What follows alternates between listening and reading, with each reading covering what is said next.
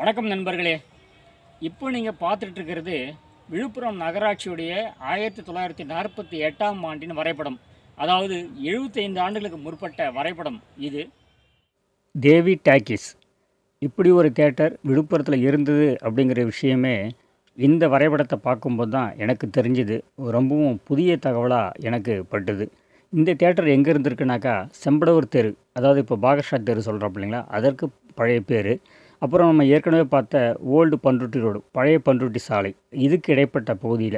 அப்புறம் மேலே பார்த்தா எம்பிஎல் மார்க்கெட்னு போட்டிருக்கு. எம்பிஎல்னா முனிசிபல் மார்க்கெட். இந்த இடைப்பட்ட பகுதியில் தான் இந்த தேட்டர் இருந்திருக்குது. அதாவது பின்னாளில் சீதாராம் தேட்டர் இருந்தது இல்லைங்களா, அந்த இடத்துல தான் தேவி டாக்கீஸ் அப்படிங்கிற ஒரு தேட்டரே இயங்கி வந்திருக்குது.